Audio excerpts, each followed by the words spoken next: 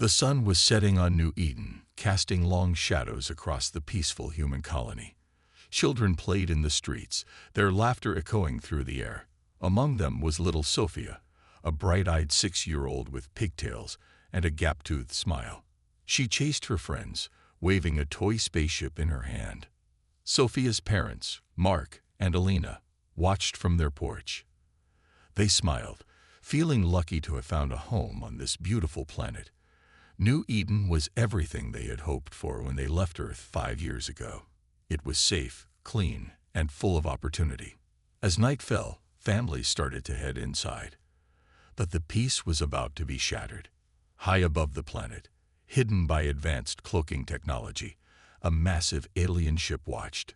Inside, Captain Zexlar of the Crothan Empire stared at the screen showing the human city. His mandibles clicked with excitement.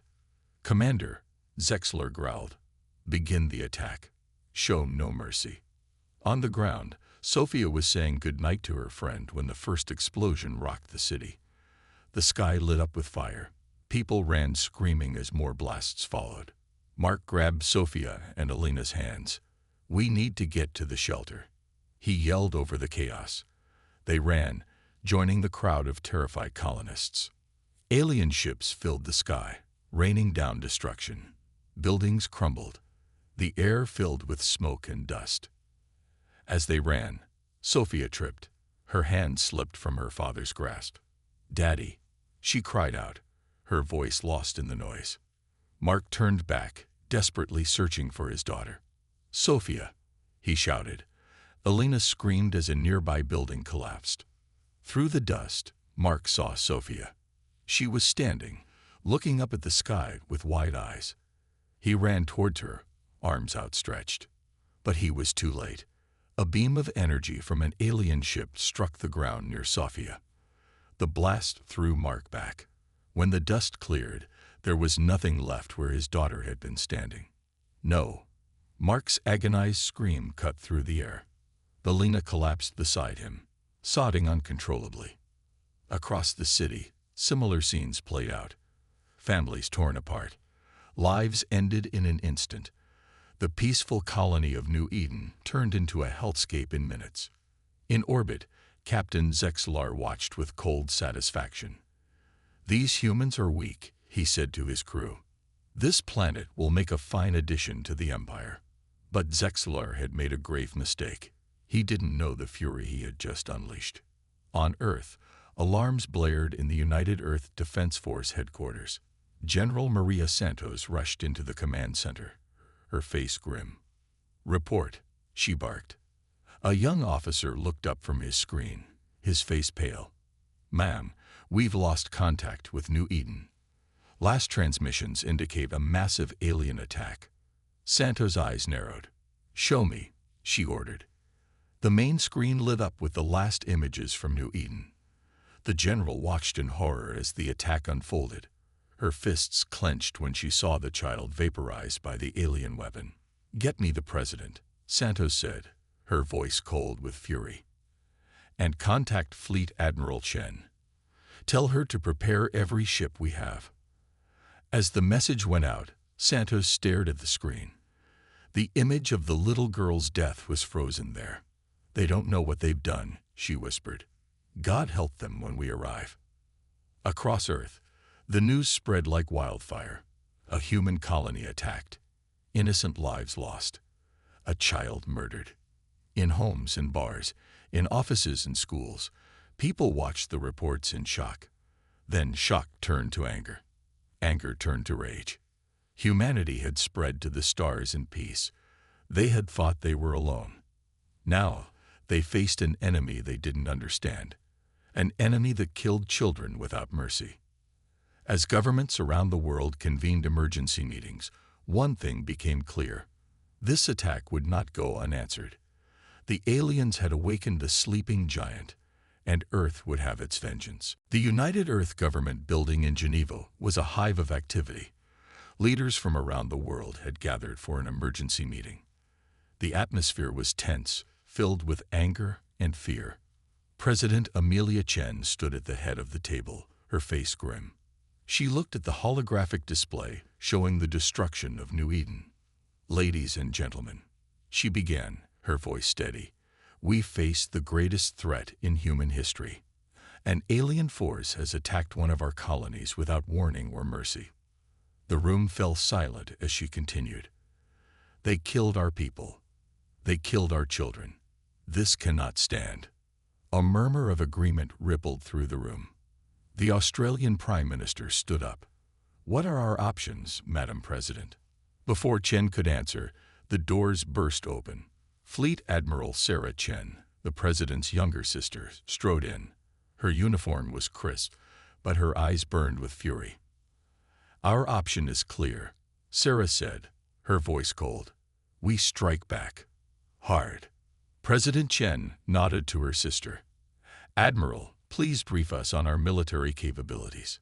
Sarah tapped a few buttons on her wrist computer. The holographic display changed, showing Earth's fleet. "We have been preparing for this day," she said. "Project Phoenix is ready." Gasps filled the room. Project Phoenix was a closely guarded secret, a fleet of advanced warships that had been in development for years.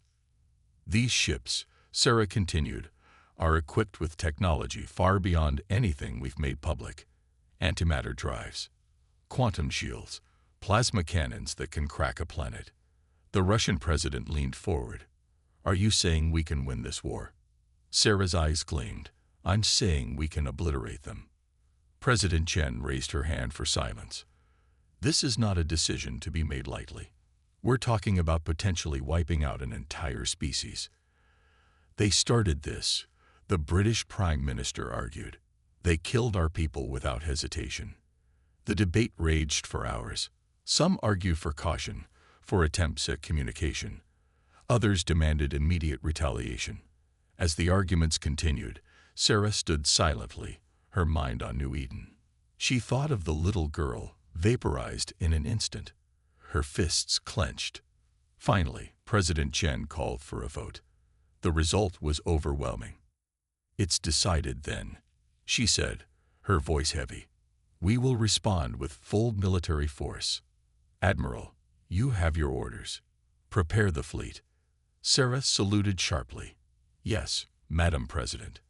As the meeting adjourned, Sarah hurried to the spaceport. Her staff was waiting with updates. "Admiral," her aide said, "the Phoenix fleet is ready for your inspection." Sarah nodded. "Good. We launch in 24 hours." The spaceport was a flurry of activity. Crews worked tirelessly, loading supplies and running final checks. Sarah walked along the line of ships, her heart swelling with pride. These weren't just warships. They were humanity's sword and shield. Each one was a marvel of engineering, sleek and deadly. She stopped at the flagship, the UES Vengeance. It was massive, nearly a kilometer long. Its hull gleamed in the sunlight, covered in armor that could withstand the heat of a star. Sarah placed her hand on the ship's hull. "We'll make them pay," she whispered. As she boarded, crew members saluted. They all knew what was at stake. This wasn't just a military operation. It was a crusade. In her quarters, Sarah looked at a photo of her family. Her niece, Emma, smiled back at her. Emma, who was the same age as the little girl killed on New Eden.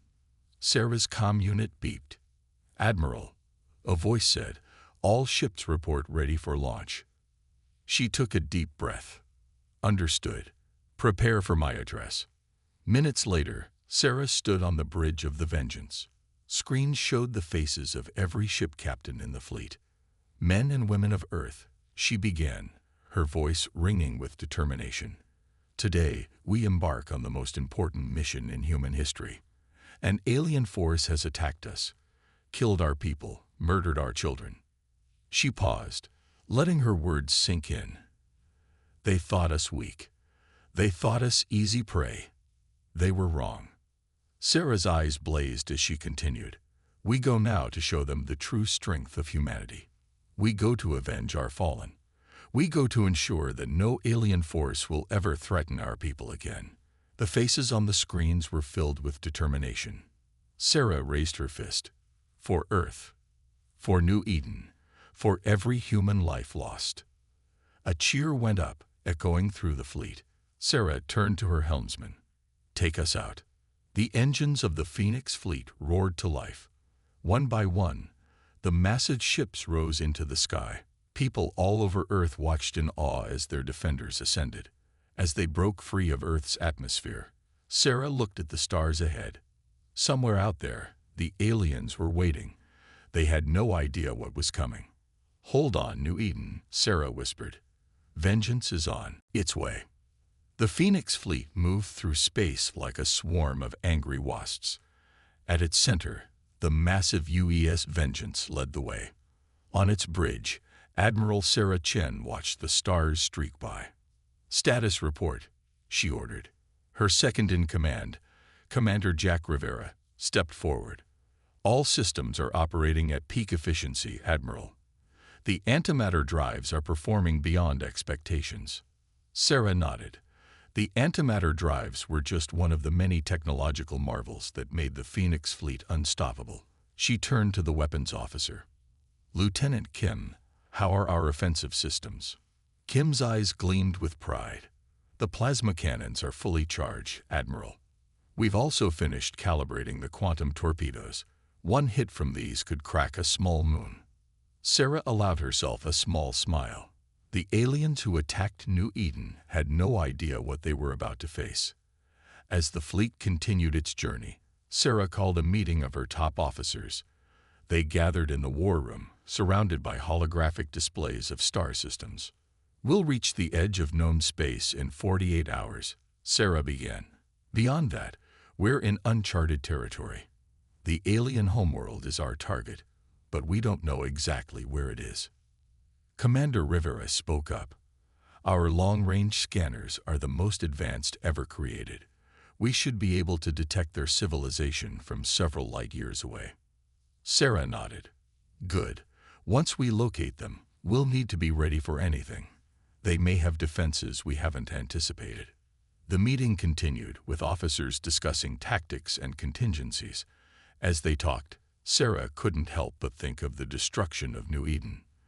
The image of that little girl, vaporized in an instant, was burned into her mind.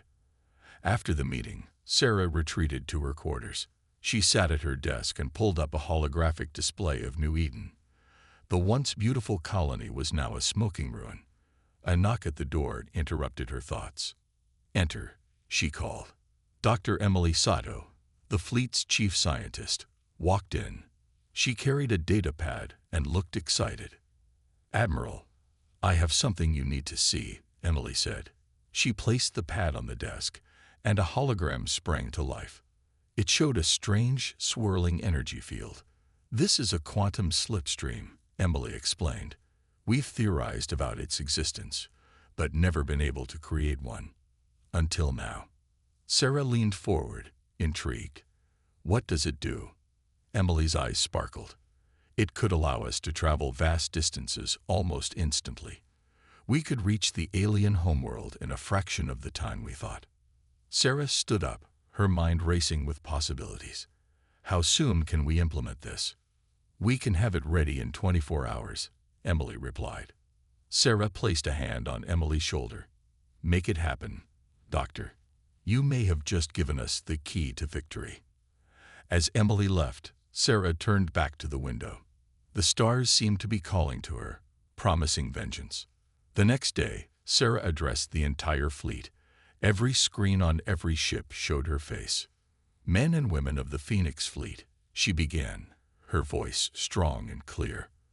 "We are about to embark on the most important journey in human history. Our mission is not just one of vengeance, but of protection. We go to ensure that no alien force will ever threaten our people again." She paused, letting her words sink in. "We carry with us the hopes and fears of all humanity. We carry the memory of those lost on New Eden. And we carry the most advanced technology ever created by human hands." Sarah's eyes blazed as she continued. "Our ships can outrun light itself. Our weapons can shatter planets. Our shields can withstand the fury of a dying star. But our greatest strength is not in our technology. It is in our hearts, in our determination, in our unity. The faces watching her were filled with pride and resolve. Sarah raised her fist. We are the shield that protects Earth. We are the sword that strikes down her enemies. We are humanity's unstoppable force. A cheer went up, echoing through the fleet. Sarah turned to her helmsman. Activate the quantum slipstream. Space itself seemed to bend around the fleet. Stars blurred into lines of light. In a flash, the Phoenix fleet vanished, hurtling towards its destiny. As they traveled faster than anyone had thought possible, Sarah thought again of New Eden, of the little girl whose death had set this all in motion. We're coming, she whispered, and may whatever gods they believe in have mercy on them, because we won't. The Phoenix fleet burst out of the quantum slipstream, stars blurring back into focus around them. On the bridge of the UES Vengeance, Admiral Sarah Chen's eyes widened as she took in the alien system before them. Report, she commanded, her voice steady despite the adrenaline coursing through her veins. Lieutenant Kim's fingers flew over his console. 7 planets orbiting a red dwarf star. Admiral, the 4th planet shows signs of advanced civilization. It's beautiful. The main screen lit up, showing a world of sweeping purple continents and shimmering silver oceans. Clusters of gleaming structures dotted the surface, connected by ribbons of light. Sarah's jaw clenched. It won't be beautiful for long. Tactical, what are we dealing with? Commander Rivera studied his readings. They have orbital defenses, Admiral. Nothing as advanced as ours, but numerous. Their fleet is substantial. As if on cue, swarms of alien ships began to rise from the planet's surface. They were sleek, almost organic in design, glowing with an eerie green light. Sarah's eyes narrowed. They're scrambling everything they've got. They know we're here for revenge. She turned to her communications officer. Open a channel. All frequencies. The officer nodded, and Sarah stepped forward. Her voice rang out across space, translated into the alien tongue by their advanced systems. This is Admiral Sarah Chen of the United Earth Defense Force. You attacked our colony without provocation. You murdered our people, our children. We are here for justice. There was a tense moment of silence. Then a response came. A hologram flickered to life on the bridge, showing an alien being. It was tall and spindly, with iridescent skin and large compound eyes. I am High Commander Zexlar of the Crothan Empire, the alien spoke, its voice oddly melodious. We do not recognize your authority here. Leave our space immediately, or face annihilation.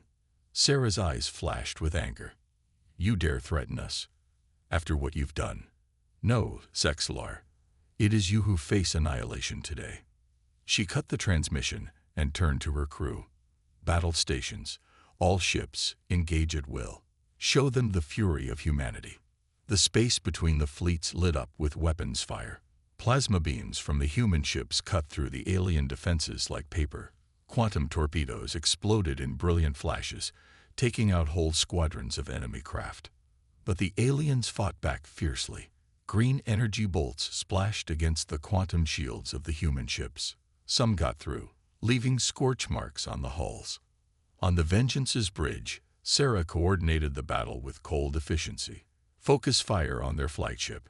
Rivera, take a squad and flank their left wing. The battle raged for hours.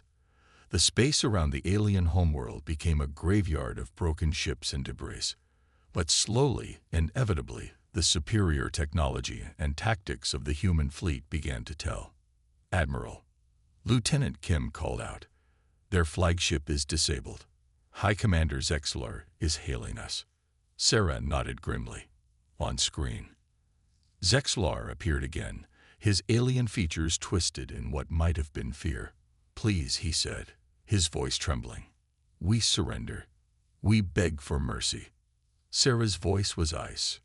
Mercy, like the mercy you showed the people of New Eden, the children you murdered. She turned to her weapons officer. Target their capital city. Full power to the main cannon. The officer hesitated for just a moment before complying. On the screen, Zexalar's eyes widened in horror. "Wait," he cried. "There has been a terrible misunderstanding. The attack on your colony, it was not supposed to happen like that. Please, let us explain." Sarah's finger hovered over the fire button. The image of the little girl on New Eden flashed in her mind, but something in Zexalar's voice made her pause. She looked at her crew, saw the mix of anger and uncertainty on their faces. They had come for vengeance, but was this justice or genocide? Sarah took a deep breath. "You have one chance, Zexalar. Explain, and it had better be good, or I swear by all that's holy, I will reduce your world to ash."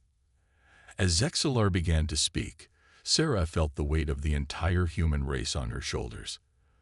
The next few moments would determine not just the outcome of this battle, but the very soul of humanity. The fate of 2 species hung in the balance, all because of one child's death and the vengeance it had sparked. The tension on the bridge of the UES Vengeance was thick enough to cut with a knife. Admiral Sarah Chen's fingers still hovered over the fire button as she stared at the holographic image of High Commander Zexalar. "Speak," Sarah commanded, her voice cold. "And remember, the lives of your entire species depend on what you say next." Zexalar's alien features contorted in what seemed to be a mix of fear and regret. "The attack on your colony," he began, his melodious voice trembling, "was never meant to happen as it did. It was supposed to be a show of force, nothing more." Sarah's eyes narrowed. "A show of force that killed innocent civilians, that murdered children." "No," Zexalar exclaimed. That was a terrible mistake. Our sensors malfunctioned. We thought we were firing on military installations, not civilian areas." A murmur ran through the bridge crew. Sarah held up a hand for silence. "Continue," she said, her voice slightly less icy. Zexalar took a deep breath. "We are not conquerors, Admiral. We are explorers, like you. We've been searching the stars for other intelligent life for centuries. When we found your colony, we were overjoyed." "Overjoyed?" Sarah scoffed. "You have a strange way of showing it." "Our joy turned to fear," Zexalar explained. "Your technology, your advancements, they far surpassed our own. Some in our government saw you as a threat. They ordered a preemptive strike to show our strength." Sarah's mind raced. Could this be true? Could the destruction of New Eden have been a tragic mistake rather than an act of malice? "If what you're saying is true," Sarah said slowly, "why didn't you attempt communication before attacking?" Zexalar's compound eyes seemed to dim. "Another mistake. Our linguists were still decoding your language. We feared that if we waited, you might strike first." Commander Rivera leaned in close to Sarah. "Admiral," he whispered, "our scans confirm much of what he's saying. Their weapons systems show signs of recent malfunction." Sarah nodded, then turned back to Zexalar. "You've made a lot of mistakes, High Commander. Mistakes that cost thousands of human lives. How can we trust anything you say?" Zexalar's form seemed to shrink. "We offer ourselves as proof of our sincerity. I will come aboard your ship, alone and unarmed. Subject me to your truth detection devices. Read my mind if you have the technology. I will submit to any test to prove we speak the truth." Sarah's eyebrows rose. This was unexpected. She turned to her chief science officer. "Dr. Sato, do we have the capability to verify his claims?" Dr. Sato nodded eagerly. "Yes, Admiral. Our quantum resonance scanner can detect lies with 99.9% accuracy, even in alien physiology." Sarah considered for a long moment. The fate of 2 species hung in the balance. If Zexalar was telling the truth, this could be a chance for peace, for understanding. If he was lying, she made her decision. "Very well, High Commander. You will be transported aboard. But know this, if we detect even a hint of deception, I will not hesitate to destroy your world." Zexalar bowed his head. "I understand, Admiral.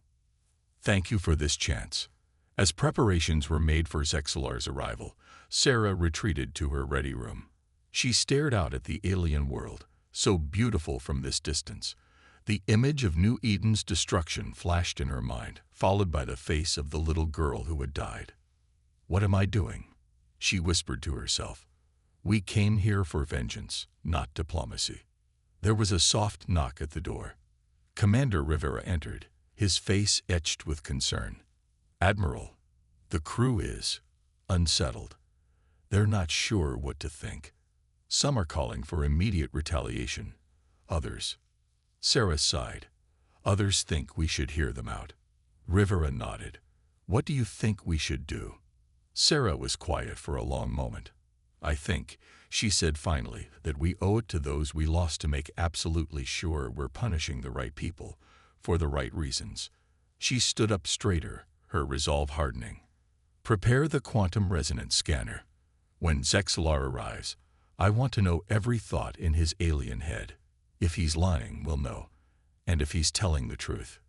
"If he's telling the truth," Rivera finished, "we might have just made first contact with a new alien race. One that's as scared of us as we are of them." Sarah nodded. "Exactly. Now, let's go meet our guest, and hope, for all our sakes, that he's not as monstrous as we thought." As they left the ready room, Sarah couldn't help but feel that the next few hours would determine not just the outcome of this conflict, but the future of humanity's place in the galaxy. The quest for vengeance had led them here. Now it was time to see if it would end in more bloodshed, or in the dawn of a new era of interstellar understanding. The air in the conference room of the UES Vengeance crackled with tension. Admiral Sarah Chen sat at the head of the table, her face a mask of concentration.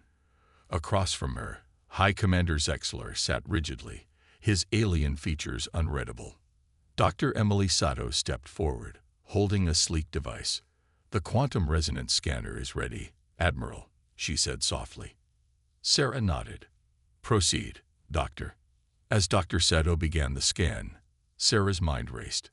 The fate of two civilizations hung on what they would learn in the next few minutes. The scanner hummed, casting a soft blue light over Zexalar's iridescent skin. The alien remained still, his compound eyes fixed on Sarah. After what seemed like an eternity, the device beeped. Dr. Sato's eyes widened as she read the results. "Admiral," she said, her voice filled with wonder, "he's telling the truth. All of it." A collective gasp went through the room. Sarah leaned back in her chair, the weight of this revelation hitting her like a physical force. Zexalar spoke, his voice trembling. "Now do you believe us, Admiral? The attack on your colony was a tragic mistake, born of fear and misunderstanding. We never meant to harm your people, especially not your children." Sarah stood up abruptly, pacing the room. The crew watched her nervously, waiting for her response. Commander Rivera cleared his throat. "Admiral, we need to inform Earth about this development. What are your orders?" Sarah stopped pacing, her eyes distant. "Get me a secure line to the President," she said finally. As the communications officer hurried to comply, Sarah turned back to Zexalar. "Your people will stand down all military operations immediately. We will do the same. Is that clear?" Zexalar bowed his head. "Of course, Admiral. It will be done at once." Moments later, President Amelia Chen's hologram flickered to life in the center of the room. Her eyes widened as she took in the scene, especially the alien presence. "Sarah," she said, her voice tense.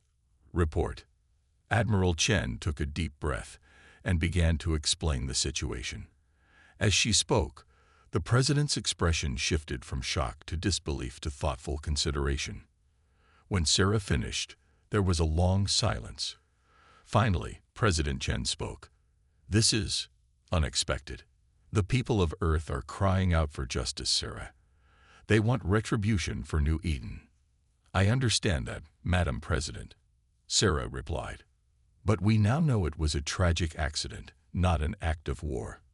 If we retaliate, we'd be no better than the monsters we thought they were." The President's hologram flickered as she sighed heavily. The political ramifications of this will be significant. There will be those who say we should strike anyway, to ensure our dominance. Sarah's eyes flashed. With all due respect, Madam President, that would be genocide. We came here seeking justice, not to become more criminals. Zexlar stepped forward cautiously. If I may speak, he said, his alien voice filled with emotion. We are prepared to offer reparations for the loss of your colony. We will share our technology, our resources. Let this tragic mistake be the beginning of a new era of cooperation between our species, not the start of an interstellar war. President Chen's eyebrows rose. That's a generous offer, High Commander. Admiral, what's your assessment? Sarah looked around the room, at her crew, at Zexlar, at the expectant face of her sister. She thought of the little girl on New Eden, of the countless lives that hung in the balance. Madam President, she said slowly, I believe we have an opportunity here. An opportunity to show that humanity is capable of mercy, of understanding. We can choose peace over vengeance, growth over destruction. She straightened, her voice growing stronger. I recommend we accept their offer of reparations and begin diplomatic negotiations immediately. The silence that followed was deafening. Everyone in the room held their breath, waiting for the president's response. Finally, President Chen nodded. Very well, Admiral. I trust your judgment. Open diplomatic channels with the, what did you call your species, High Commander? We are the Crothen, Madam President, Zexlar replied. The Crothen, the President repeated. Let it be known that on this day, humanity chose peace. Admiral Chen, you will oversee the initial negotiations. Keep me informed of all developments. As the hologram flickered out, a collective sigh of relief went through the room. Sarah turned to Zexlar, extending her hand in a very human gesture. High Commander, she said, it seems we have a lot to discuss. Zexlar looked at her hand curiously, then slowly reached out his own alien appendage to grasp it. Indeed we do, Admiral. Indeed we do. As human and alien shook hands, Sarah couldn't help but feel that this was more than just the end of a potential war. It was the beginning of a new chapter in the history of both their species. The quest for vengeance had led them here, but it was understanding and mercy that would guide them forward into an uncertain, yet hopeful future. 5 years had passed since the fateful day when humanity's unstoppable fleet had arrived at the Crothen homeworld. The once tense standoff had transformed into an unprecedented era of cooperation and mutual growth. Admiral Sarah Chen stood on the observation deck of the New Horizons space station, a massive structure orbiting between Earth and Mars. Beside her stood High Commander Zexlar, his iridescent skin shimmering in the starlight. It's hard to believe how far we've come, Sarah mused, gazing out at the stars. Zexlar's compound eyes followed her gaze. Indeed, Admiral, from the brink of war to this, it is more than I could have ever hoped for. The station buzzed with activity. Human and Crothen scientists worked side by side, sharing knowledge and pushing the boundaries of both their technologies. Sarah's comm unit beeped. Admiral, a voice said, the New Eden Memorial is ready for the ceremony. Thank you, Sarah replied. We'll be there shortly. As they made their way through the station, Sarah reflected on the journey that had brought them here. The pain of New Eden's destruction had not faded, but it had been tempered by understanding and the promise of a brighter future. The memorial hall was packed with dignitaries from both Earth and Crothen. At the center stood a holographic display, showing images of New Eden before the attack. Faces of those lost flickered by, a solemn reminder of the cost of misunderstanding. President Amelia Chen stepped up to the podium, her face solemn but hopeful. Today, we gather to remember those we lost on New Eden. Their sacrifice, though unintended, became the catalyst for an unprecedented era of interstellar cooperation. She gestured to Zexlar, who joined her at the podium. Through understanding and forgiveness, we have forged a partnership that has advanced both our civilizations beyond what either could have achieved alone. Zexlar spoke next, his melodious voice filled with emotion. We can never fully atone for the tragedy of New Eden, but we can honor those lost by ensuring their deaths were not in vain. Today, we reaffirm our commitment to peace and mutual growth. As they spoke, Sarah's eyes were drawn to a particular image in the holographic display. A little girl with pigtails and a gap-toothed smile. Sophia, the child whose death had merely sparked an interstellar war. The ceremony continued, highlighting the achievements of the past 5 years. Joint scientific discoveries, cultural exchanges, and humanitarian efforts that had improved lives on both Earth and Crothen. After the formal proceedings, Sarah found herself back on the observation deck. Commander Rivera joined her, his face thoughtful. "Penny for your thoughts, Admiral," he asked. Sarah smiled softly. "I was just thinking about choices, Jack. How one decision can change the course of history." Rivera nodded.